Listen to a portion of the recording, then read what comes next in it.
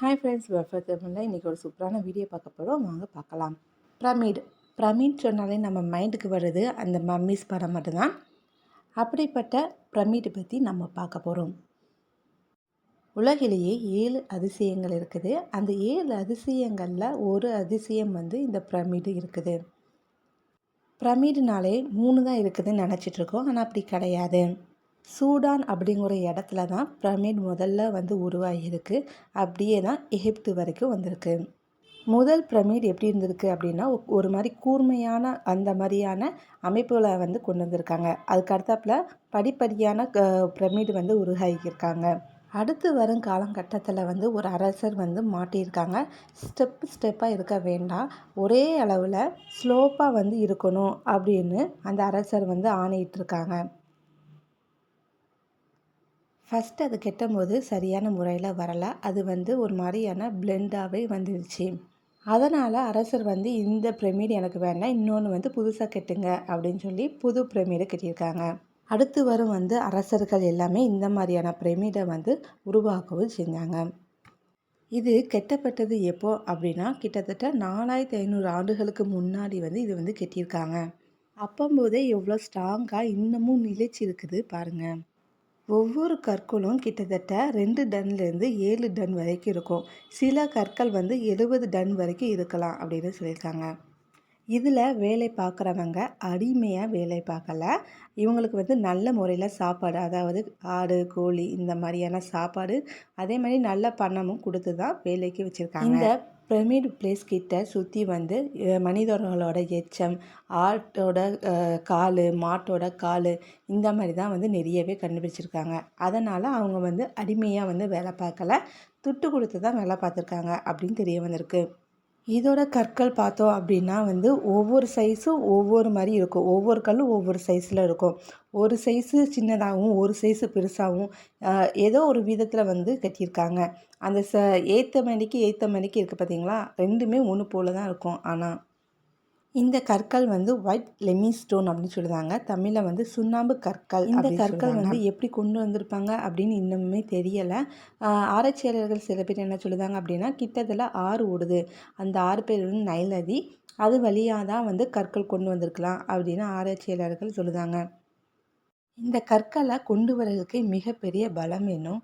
அப்படி கொண்டு உடச்சி கட்டியிருக்காங்க. அந்த காலத்தில் இரும்பு கிடையாது. அதனால் செம்பை கூர்மையாக்கி அது மூலமாக கற்களை வெட்டியிருக்காங்க. அடுத்தாப்பில் கெட்ட ஆரம்பிச்சிருக்காங்க. கெட்டதுக்கு ஃபஸ்ட்டு உள்ளே கிரானைட்டான ஒரு ரூமை கட்டியிருக்காங்க. அதில் தான் அரசரோட உடம்பு, அவங்களோட பொருட்கள், தங்க நகைகள் எல்லாமே உள்ளே இருக்கும். அதை சுற்றி லெமிஸ்டோன்ஸ் வைப்பாங்க. இதில் கிட்டத்தட்ட 1,00,000 வேலையாளர்கள் வேலை பார்த்துருக்கலாம் அப்படின்னு ஆராய்ச்சியாளர்கள் கணிக்காங்க. இன்னுமுமே இந்த முறையில் எப்படி கெட்டியிருக்காங்கன்னு ஆராய்ச்சியாளர்கள் தெரியலை.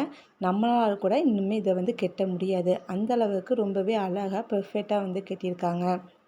இந்த கற்கள் மொத்தமாக 23 லட்சம் கற்கள் இருக்கலாம். இது கட்டியிருக்கிற முறையில் ஸ்பைரல் மூலமாகவோ இல்லாட்டி ஸ்லோப் மூலமாகவோ ஏதோ ஒரு முறையில் கட்டியிருக்காங்க. லெமிஸ்டோன் ஃபுல்லாகவே கெட்டி முடிச்சதுக்கு அப்புறத்துல அது ஃபுல்லாக ஒயிட் லெமினால் ஃபுல்லாகவே பூசியிருக்காங்க. அது பார்க்கவே ஒயிட் கலரில் இருக்கும். அதே மாதிரி மேலே கூர்மையாக இருக்குது பார்த்தீங்களா, அது ஃபுல்லாமே கோல்டுனால் வச்சுருப்பாங்க. சூரியனோட வெளிச்சம் பட்டுச்சு அப்படின்னா அந்த இடமே அப்படி ஜொலிக்குமா, வைரம் மாதிரி. முழு நிலாவிலையும் அந்த இடம் ரொம்பவே ஜொலிக்குமா. இந்த கிரேட் பிரமிட்குள்ளே ஃபுல்லாக 20 செல்சியஸ் மட்டும்தான் இருக்குமா. வெளியில் எவ்வளோ ஹீட்டாக இருந்தாலும் எவ்வளோ கூலாக இருந்தாலும் எப்போதுமே உள்ளே 20 செல்சியஸ் டெம்பரேச்சர் இருந்துக்கிட்டே இருக்கும். இது கிட்டத்தட்ட கெட்டி முடிக்கிறதுக்கு 20 வருஷம் எடுத்துக்கிட்டாங்க. இது அரசரோட கண் பார்வையில் தான் கெட்டப்படும். இது கெட்டி முடிச்சதுக்கு அடுத்தாப்புல இதுக்குள்ளே ஒரு தூசி, ஒரு நூல் கூட போகாத அளவுக்கு தான் இதை கெட்டியே வச்சுருக்காங்க. எதுக்காண்டி இது கெட்டியிருக்காங்க அப்படின்னா, ஒரு அரசர் இறந்ததுக்கு அடுத்தாப்புல மறு ஜென்மம் ஒன்று இருக்கும். அரசர் திருப்பி வருவார், ஆட்சி புரியுறதுக்கு அவருக்கு இந்த பொருட்கள்லாம் வேணும் அப்படி சொல்லி தான் இதை கெட்டுதாங்க. இதுக்குள்ளே வந்து நகைகள், அதுக்கப்புறம் வந்து அவர் யூஸ் பண்ண ட்ரெஸ்ஸு எல்லாமே உள்ளே வந்து வச்சு அவங்கள வந்து அடக்கம் பண்ணுவாங்க. இது வந்து கல்லறை அப்படின்னு சொல்ல முடியாது. இது வந்து எகிப்தோட வாழ்க்கை முறை எப்படி இருக்குது அப்படின்னு நம்ம தெரிஞ்சுக்கலாம்.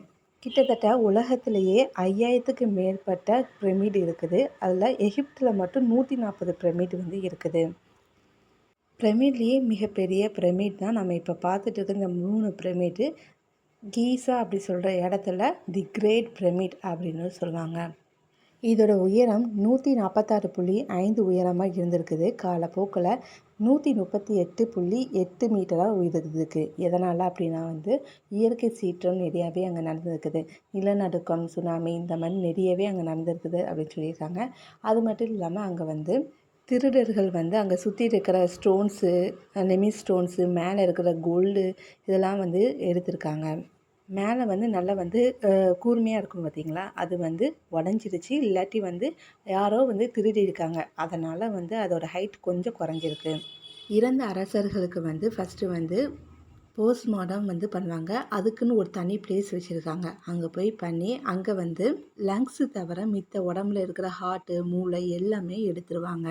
40 நாட்களாக வந்து உப்பில் வந்து ஊற வைப்பாங்க அந்த உடம்ப.